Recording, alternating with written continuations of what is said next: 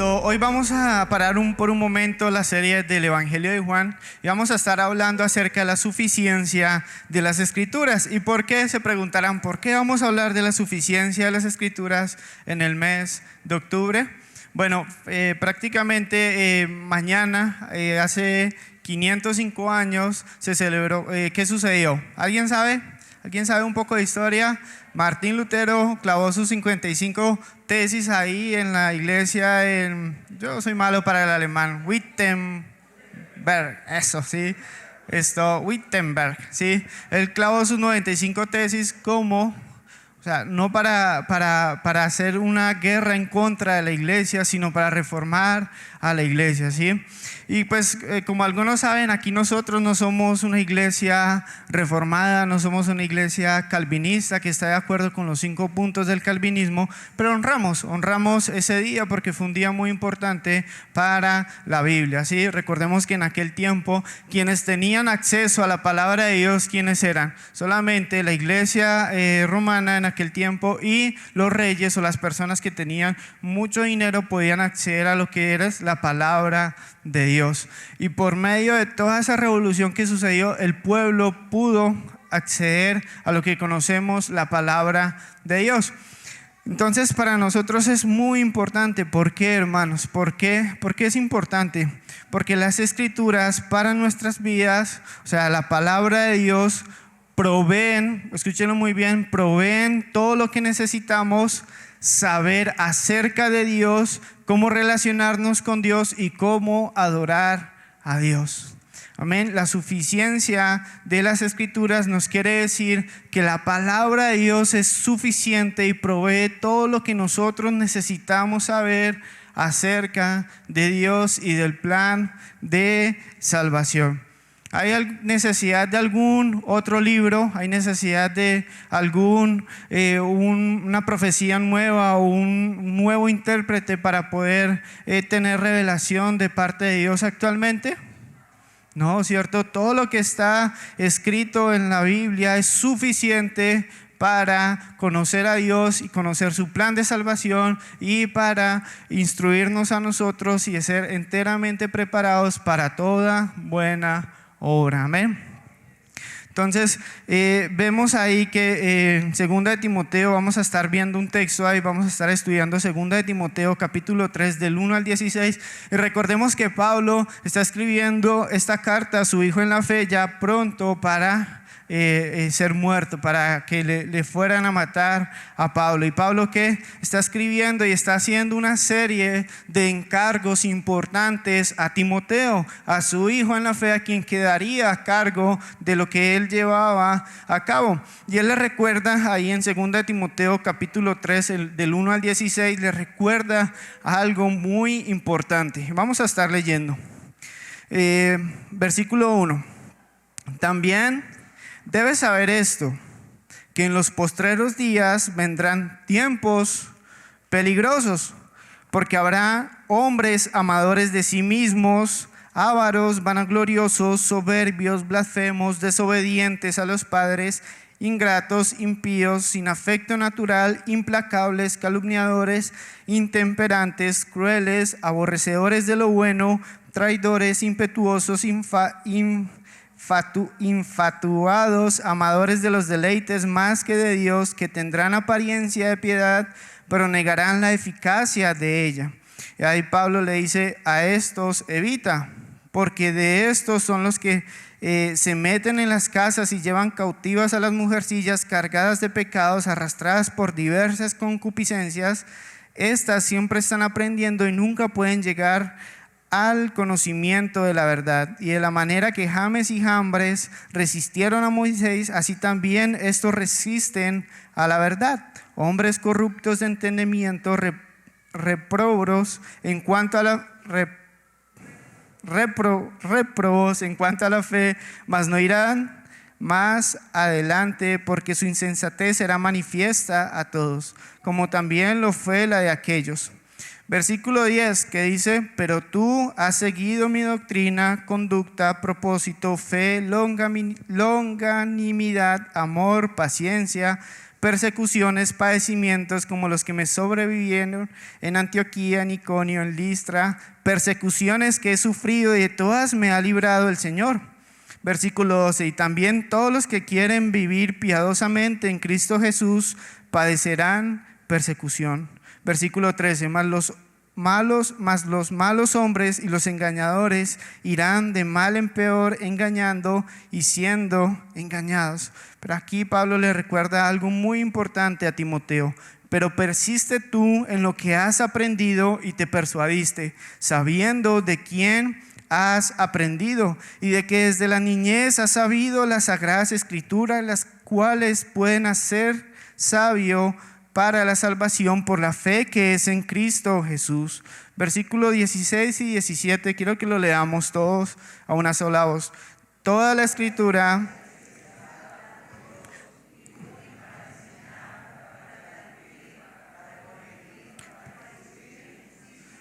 a fin Dios sea enteramente preparado para todo. Vamos a orar. Padre, gracias te damos porque tú nos has dejado tu palabra, no nos has dejado sin guía, no nos has dejado huérfanos, no nos has dejado sin el camino escrito en tu palabra. Gracias porque tú eres bueno y tú te tomaste el tiempo de escribir, de inspirar a estos escritores de la palabra para que nosotros pudiésemos tenerla en nuestras manos y conocer el camino que nos lleva a ti, que es Cristo Jesús, Señor nuestro. Así que hoy podamos ver, entender la importancia de las escrituras en nuestras vidas, Señor. Te lo pedimos en Cristo Jesús. Amén. Bueno, recordemos acá algo que llama mucho la atención, es esos primeros 11, 12 versículos que están hablando de los tiempos peligrosos, ¿Por qué son tiempos peligrosos? Porque vendrán, ¿qué? Engañadores, falsos, amadores de sí mismo y un montón de cosas, de características que encontramos ahí en esa lista que le dio Pablo a Timoteo. Y él está diciendo, le está advirtiendo, vendrán tiempos peligrosos. ¿Y sabe cuáles son esos tiempos? Son ahora mismo, estamos en tiempos peligrosos.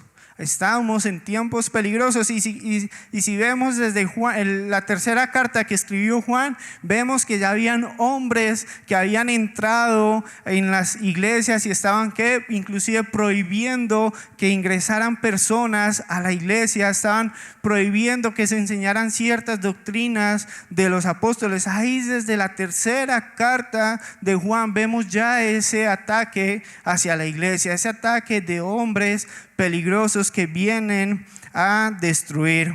Entonces, como primer punto, hermanos, hay engañadores. Primer punto, hay engañadores. Y Satanás es el principal engañador. En Apocalipsis capítulo 12, versículo 9, y fue lanzado fuera el dragón, el gran dragón, la serpiente antigua que se llama Diablo y Satanás, el cual ¿qué? Engaña al mundo entero, fue arrojado a la tierra y sus ángeles fueron arrojados con él. ¿Quién es el gran engañador? Satanás. Sí, lo vamos a ver más adelante. Vamos a estar estudiando rápidamente Génesis capítulo 3 de cómo engaña Satanás a Eva. Pero hay engañadores actualmente que quieren cambiar el evangelio. Quieren cambiar el evangelio. Y eso es grave, hermanos. Eso es grave. ¿Por qué? Porque el evangelio, a través de oír el evangelio, viene la fe y la persona puede ser salva. Pero si hay un evangelio diferente en la mente de esas personas, no podrán ser salvas. Y Pablo lo dice ahí en Gálatas capítulo 1, versículos 8 y 9. Él estaba maravillado de que, ahí dice, estoy maravillado de que tan pronto os hayáis alejado del que os amó, el que os llamó por la gracia de Cristo. ¿Y qué estaban haciendo estas iglesias ahí en Galacia? Ahí dice, para seguir ¿qué? Un evangelio diferente. ¿Qué estaban haciendo estas iglesias ahí en Galacia? Estaban siguiendo un evangelio diferente. ¿Y por qué? No que haya otro, no hay solo un evangelio, amén, sino que hay algunos que os perturban y quieren pervertir el evangelio de Cristo. Hay engañadores, hermanos. Hay engañadores que quieren pervertir el evangelio de Cristo. Y esa es la mayor obra de Satanás, confundir el evangelio. Y desde que se empezó a anunciar el evangelio, ha habido oposición al evangelio, oposición a la sana doctrina. Y esta iglesia había caído en entender o recibir un evangelio diferente al cual Pablo les había anunciado. ¿Qué es el evangelio? Que nosotros somos pecadores, pero que Cristo murió en la cruz por nuestros pecados, y ahora Él nos da la salvación si depositamos nuestra confianza en Él y nos arrepentimos. Pero habían personas que estaban poniendo leyes, poniendo obras para que las personas confiaran en esas obras y no en la obra que Cristo hizo en la cruz. Y habían algunos que os perturbaban y querían pervertir el evangelio de Cristo.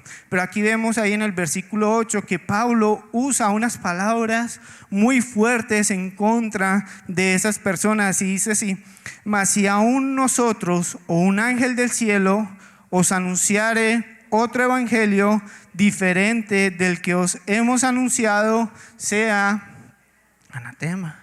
Una palabra fuerte.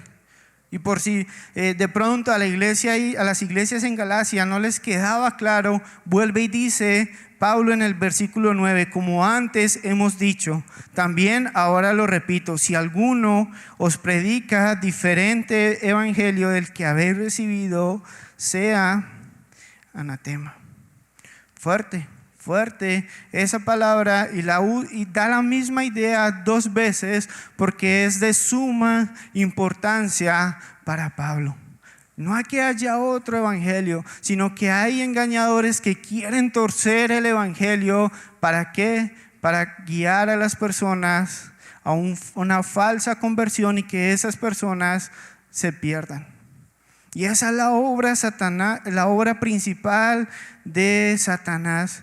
El plan de Dios, el plan que Dios ha establecido, ¿en dónde se encuentra, hermanos? En las Escrituras, en la palabra. Desde Génesis hasta Apocalipsis se habla del plan de salvación de Dios. Pero hay engañadores que no aman la verdad, sino que se oponen a la verdad. Y ahí Pablo, ahí en el texto que estamos estudiando: y de la manera que James y Jambres resistieron a Moisés, así también estos resisten a la verdad, hombres corruptos de entendimiento, réprobos en cuanto a la fe. No quieren confiar en Jesús para salvación. No quieren confiar en Jesús para salvación. Hace 505 años atrás, ¿sabe quién era el que autorizaba que podía ser salvo la persona o no podía ser salvo la persona? El hombre. Un hombre ahí, ahorita no quiero indicar quién es o quién era en aquel tiempo, pero un hombre era quien podía indicar si esa persona era o no era salva. Ese hombre podía imprimir un documento con el nombre de la persona y así poder sacar o rescatar el alma de esa persona del infierno. Era tanta la oscuridad hace más de 500 años acerca del evangelio que las personas únicamente podían confiar en lo que decía la persona aquella, los dirigentes, y no podían tener acceso a la palabra de Dios para poder confirmar la verdad. Y esos hombres no amaban la verdad, amaban todo lo que ellos querían solamente hacer, se amaban a sí mismos. Actualmente vemos, hermanos, que hay engañadores que usan la piedad como fuente de ganancia. Primera Timoteo capítulo 6 del 3 al 6 dice: si alguno enseña otra cosa y no se conforma a las sanas palabras de nuestro Señor Jesucristo y a la doctrina que es conforme a la piedad, está envanecido, nada sabe y delira acerca de cuestiones y contiendas de palabras, de las cuales nacen envidias, pleitos, blasfemias, malas sospechas, disputas necias de hombres corruptos de entendimiento y privados de la verdad, que toman la piedad como que, hermanos, como fuente de ganancia. Hermanos, cientos de años atrás muchas personas fueron perseguidas. ¿Por qué? Por predicar la palabra. Cientos de personas fueron asesinadas por querer traducir lo que encontramos ahorita como la palabra de Dios. Cientos de personas fueron quemadas en la hoguera por querer proclamar el evangelio de verdad. Y ahorita cientos de cristianos tienen sus Biblias y no las abren. Y es triste, hermanos. Es triste la actualidad en la que se encuentra la iglesia el día de hoy. No aman la verdad, prefieren. A veces es la revelación que trae el pastor, la nueva palabra o la noche de milagros y sanidades que hay ya programada en aquel día, pero no quieren nada con la palabra de Dios. Es triste, hermanos. Es triste porque cientos de hombres murieron para que nosotros pudiésemos tener hoy lo que es la palabra de Dios en nuestras manos. ¿Y qué haces tú con la palabra de Dios? Hermanos, vendrán tiempos peligrosos y estamos en tiempos peligrosos, pero nosotros tenemos que la palabra de Dios. ¿Qué tenemos, hermanos? ¿Qué tenemos? La palabra de Dios. La palabra de Dios ahí en 2 Timoteo capítulo 3 versículo 14 dice: pero persiste tú en lo que has aprendido y te persuadiste. ¿Qué le está diciendo Pablo a Timoteo? Persiste tú en lo que has aprendido y te persuadiste. Continúa, Timoteo. No te dejes engañar. Vendrán tiempos donde vendrán engañadores y tú no te dejes engañar, Timoteo. Continúa, persiste, sigue en lo que has aprendido, y que desde la niñez has sabido que las sagradas escrituras. ¿Qué sabía Timoteo desde su niñez? Las sagradas escrituras. ¿Y qué le dice Pablo? Continúa en lo que has aprendido, en las sagradas escrituras. Ese es el encargo que le hace Pablo a Timoteo. Vendrán tiempos peligrosos, vendrán engañadores, vendrán personas, falsos profetas, pero persiste tú en las sagradas escrituras. ¿Por qué, hermanos? Porque en las Sagradas Escrituras conocemos el plan de salvación de Dios. Las Escrituras son suficientes. Amén.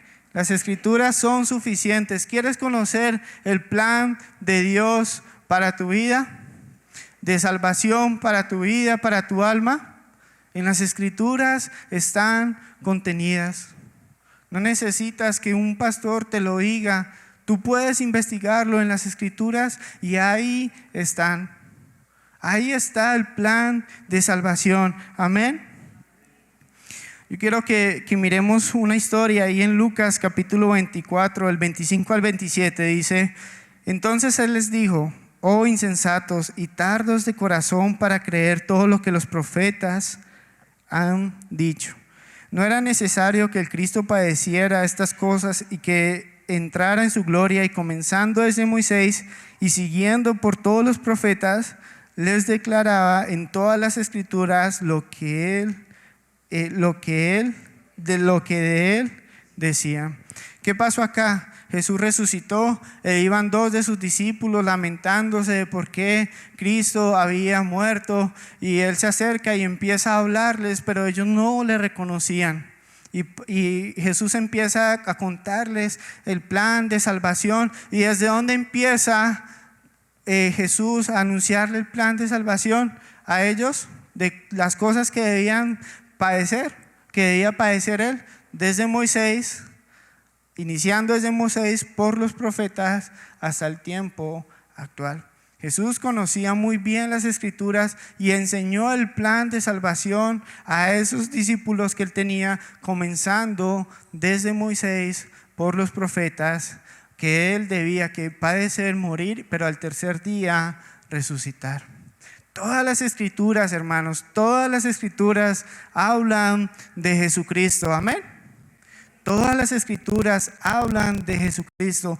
Todas las Escrituras son importantes. Amén. Pero, ¿saben? El problema actual, yo creo que no es tanto en poner en duda si esto es la palabra de Dios o no. Vamos por las calles, preguntamos, ¿esta es la palabra de Dios? ¿Y qué dicen? Sí, cierto, es la palabra de Dios. No ponen en duda que esta sea la palabra de Dios. ¿Saben? El problema que siempre ha habido es que las personas no quieren creerle a Dios. No quieren creerle a Dios. Quizás conocen muy bien la palabra de Dios, pero no le quieren creer a Dios. Miremos ahí en Génesis capítulo 3, del 1 al 7, lo que sucedió con Eva. Dice así, en versículo 1, Génesis capítulo 3, versículo 1. Pero la serpiente era astuta, ¿hablando de quién? De Satanás. Más que todos los animales del campo que Jehová Dios había hecho, la cual dijo a la mujer, con que Dios os ha dicho, no comáis de todo el árbol del huerto. Y la mujer, ¿cómo respondió? En el versículo 2. Y la mujer respondió a la serpiente, del fruto de los árboles del huerto podemos comer, pero del fruto del árbol que está en medio del huerto, dijo Dios, no comeréis de él ni lo tocaréis, para que no muráis. Aquí Eva conocía o no conocía la palabra de Dios. La conocía, ¿cierto? Conocía muy bien lo que Dios había dicho a Adán. Conocía muy bien el mandato que Dios había dado de no tocar ese árbol. Ya sabía muy bien. Cuando la serpiente quiso persuadirla, ella le respondió con la palabra. ¿Pero qué sucedió? Ahí vemos más adelante. Entonces la serpiente dijo a la mujer, no moriréis, sino que sabe Dios que el día que comáis de él serán abiertos vuestros ojos y seréis como Dios, sabiendo el bien y el mal. Ahí vemos el engaño. La serpiente le dijo una pequeña mentira a Eva, no moriréis, cómelo, no vas a morir, puedes tomar del árbol, no va a pasar nada, no vas a morir. ¿Y ella qué hizo? Y vio la mujer que el árbol era bueno para comer y que era agradable a los ojos y el árbol codiciable para alcanzar sabiduría, y tomó de su fruto y comió y dio también a su marido, el cual comió así como ella. Entonces fueron abiertos los ojos de ambos y conocieron que estaban desnudos. Entonces cosieron hojas de higuera y se hicieron delantales. Ella sabía muy bien la palabra de Dios, pero no obedeció la palabra de Dios, sino con una pequeña mentira, un pequeño engaño, encontró una excusa para comer del fruto. Hermanos, todos sabemos que es la palabra de Dios, pero ¿la obedecemos? ¿La obedecemos? ¿Qué pasó en Lucas capítulo 16, versículos 27 y 30? Ahí cuando el rico estaba en el Hades, él estaba sufriendo un gran tormento y él hace un ruego al padre Abraham, dice ahí. Entonces le dijo, te ruego pues, padre, que lo envíes a la casa de mi padre, porque tengo 5 hermanos para que les testifique, a fin de que no vengan ellos también a este lugar de tormento. Y Abraham le dijo, ¿qué le dijo? A Moisés y a los profetas óiganlos, ¿sí? Pero ¿qué hizo el rico que estaba ahí en el Hades? ¿Qué dijo? Él dijo, no, Padre, no, Padre Abraham, no. ¿Qué le estaba diciendo el Padre Abraham? Ahí tienen a los profetas, a Moisés, escúchenlos. Pero él no obedece, aún estando en las llamas del infierno, y dice, no, Padre, no cree a la palabra, no. Es muy triste, hermanos, es muy triste porque así actualmente suceden en el mundo evangélico. Muchos tienen la palabra ahí en sus manos, pero pocos creen lo que la palabra de Dios dice a sus vidas. Amén. Es un poco duro, hermanos, y discúlpenme por ser así directo, pero eso es lo que está sucediendo actualmente. Todos tenemos una Biblia. ¿Quién no tiene una Biblia en su casa? ¿Quién no tiene una Biblia en su casa? Todos tenemos una Biblia, ¿cierto? O por lo menos acceso a una por medio del teléfono. Si queremos una física, bueno, cuesta un poco, pero podemos tener un teléfono inteligente, podemos tener la Biblia ahí. Pero ¿cuánto tiempo pasamos leyendo las Escrituras? ¿Cuánto tiempo pasamos sumergidos en la palabra de Dios? ¿Cuánto tiempo realmente vivimos la palabra de Dios? A veces amamos el conocimiento, como hombres amamos el conocimiento y queremos saber más y más y más, pero ese conocimiento lo llevamos a la práctica. Ese conocimiento lo llevamos a la práctica. Hermanos, la palabra de Dios es suficiente para tu vida, para mi vida. Amén. ¿Suficiente para qué? Para absolutamente todo lo que tú necesitas en cuanto a tu vida espiritual y en cuanto a lo que Dios quiere que tú sepas. En 2 de Pedro, capítulo 1, versículos 16 al 18, que aquí Pedro está exhortando a las iglesias ahí en Asia a que recuerden el poder de la palabra, y dice: porque no os hemos dado a conocer el poder y la venida de nuestro Señor Jesucristo siguiendo fábulas artificiosas. ¿Qué son fábulas artificiosas, hermanos?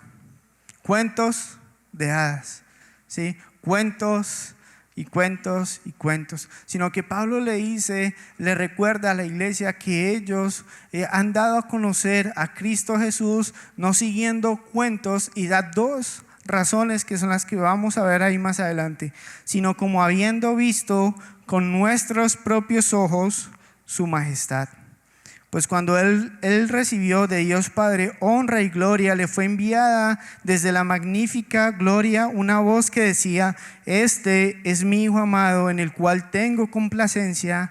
Y nosotros oímos esta voz enviada del cielo cuando estábamos con él en el monte santo. ¿Se recuerdan esa historia? ¿Subió quién? Pedro, Jacobo y Juan con Jesús al monte donde Jesús se transfiguraría con quién, delante de quién, de Moisés y de Elías. ¿Por qué Moisés y por qué Elías? Moisés representa ¿qué? La ley, y Elías representa los profetas. ¿Y de qué estaban hablando? De todas las cosas que Cristo iba a padecer en Jerusalén. Estaban hablando del Evangelio, y vamos a mirar esa historia ahí en Lucas capítulo 9 versículos 28 al 36. Aconteció como 8 días después de estas palabras, que tomó a Pedro, a Juan y a Jacobo y subió al monte a orar.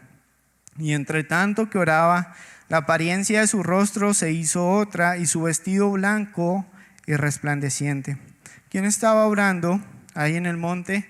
Estaba orando Jesús. ¿Y qué pasó con su vestido y su apariencia? Se hizo otra, su rostro se hizo otro y su vestido blanco y resplandeciente. Entonces, pongámonos por un momento a imaginar ahí cómo estaba el Señor Jesucristo ahí en su gloria, con sus ropas resplandecientes, que no había ninguna suciedad en él y su rostro lleno de gloria. Y ahí quienes estaban viendo los tres apóstoles, a Jesús, a Elías y a Moisés. Pero estaban viendo a Jesús en toda su gloria. Estaban viendo transformado. Eso es a lo que Pedro se estaba refiriendo, de que él había visto a Jesús en su majestad. Pero continuemos ahí lo que registra Lucas. Y aquí dos varones que hablaban con él, los cuales eran Moisés y Elías, quienes aparecieron rodeados de gloria y hablaban de su partida que iba Jesús a cumplir en Jerusalén, de todos los padecimientos del evangelio que se iba a dar cumplimiento en Jerusalén. Versículo 32, y Pedro y los que estaban con él estaban rendidos de sueños. O sea, quizás ese monte era muy alto y ellos llegaron allá a la cima cansados, ¿cierto? Con ganas de dormir, agotados. Y estaban, ¿qué? Como con la cara así de sueño, como alguien la tiene casi siempre, ¿sí? Rendidos de sueños, mirando ahí como si los ojos se le fueran a apagar. Y sucede esto. Y Pedro, ¿qué dice? Siempre Pedro mete la pata, ¿amén? ¿Qué dice Pedro ahí? Rendidos de sueño, mas permaneciendo despiertos, vieron la gloria de Jesús y a los dos varones que estaban con él. Y cuando sucedió que apartándose ellos de él, Pedro dijo a Jesús: Maestro, bueno es para nosotros que estemos aquí y hagamos 3 enramadas, una para ti, una para Moisés y otra para Elías, no sabiendo lo que decía. Ahí en medio de su sueño, de su cansancio, viendo a Jesús transformado. Jesús, hagamos 3 casitas, una para ti, una para Moisés y una para Elías, y quedémonos aquí. Pero mientras que él estaba hablando, ¿qué sucedió? Y vino una voz desde la nube que decía: Este es mi Hijo amado, a él oíd. Y cuando cesó la voz, Jesús fue hallado solo y ellos callaron, porque aquellos días no dijeron nada a nadie de lo que habían visto. Ahí vemos que mientras que estaba sucediendo todo eso, Pedro empieza a hablar, y cuando está hablando diciendo: hagamos esas 3 casitas, una voz del cielo dice: Él es mi Hijo amado. Y algo muy interesante que dice: a él oíd, a él oíd. Dios estaba dando testimonio de Jesucristo, de Dios hecho carne, habitando en nosotros, y que necesitamos oírle a Él. Amén. ¿Cómo le oímos, hermanos? ¿Cómo le oímos? A través de su palabra. ¿Cómo le oímos? A través de su palabra. No por medio de revelaciones o por medio de experiencias o por medio de cosas que a veces ponen tanto misticismo. No, hermanos, es a través de su palabra. ¿Saben? Pedro, a pesar de que él dijo: yo vi con mis propios ojos a su majestad, yo lo vi ahí resplandeciendo con un rostro transformado y unas ropas blancas, le dice ahí a las iglesias en Asia, más adelante: tenemos también la palabra profética más segura, a la cual hacéis bien en estar, ¿qué, hermanos? atentos como a una antorcha que alumbra en un lugar oscuro hasta que el día esclarezca y el lucero de la mañana salga en vuestros corazones. Como tercer punto, hermanos, a Él oíd. A Él oíd. ¿A quién? ¿Al pastor? ¿A los pastores de la internet? A Jesús, hermanos. A Jesús. Es triste, hermanos. ¿Cuánto pasamos predicando en la iglesia los domingos? Quizás la predicación dura media hora, 45 minutos, a veces una hora, pero normalmente buscamos entre 30 y 45 minutos. Según un estudio, las personas en Facebook duran más de 3 horas diariamente navegando, ¿sí? Y quizás son más alimentados por los predicadores que hay en la internet que por el mismo pastor que predica en la congregación. Y aún peor eso, es más, encuentran más alimento en lo que dicen ellos que en la misma palabra de Dios. ¿Cuánto tiempo pasas escuchando a otros? ¿Cuánto tiempo pasas escuchando a Dios en su palabra? Yo quiero hacerles un reto, hermanos. Yo quiero hacerles un reto. Oír la palabra de Dios es mucho mejor leerla aquí en sus escrituras. Amén. Pues es bueno escuchar un predicador de vez en cuando, es bueno escuchar una opinión, pero es mucho mejor y mucho más provechoso escuchar la palabra de Dios a través de las escrituras. Amén. Tomemos ese reto, hermanos. Amemos las escrituras, sumerjámonos en ellas y encontraremos tesoros celestiales. Encontraremos tesoros celestiales. Hermanos, si tú tienes la oportunidad ahora mismo de compartir el evangelio con una persona, tú podrías indicarle qué versículos hablan acerca de la salvación, hablan acerca del plan que Dios hizo para salvar al hombre, usando la Biblia. No usando las frases que encontramos en internet, usando la Biblia. ¿Lo podrías hacer?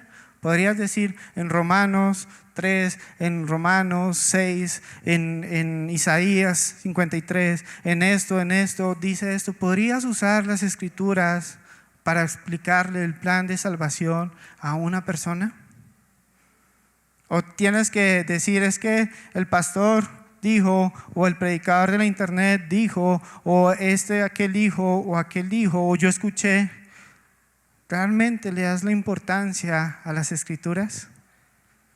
Las escrituras son suficientes para nuestra salvación, para entender nuestra salvación y para prepararnos para toda buena obra. Amén.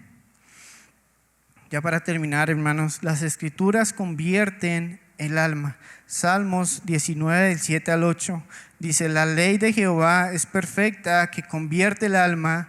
El testimonio de Jehová es fiel, que hace sabio al sencillo. Los mandamientos de Jehová son rectos, que alegran el corazón. El precepto de Jehová es puro, que alumbra los ojos.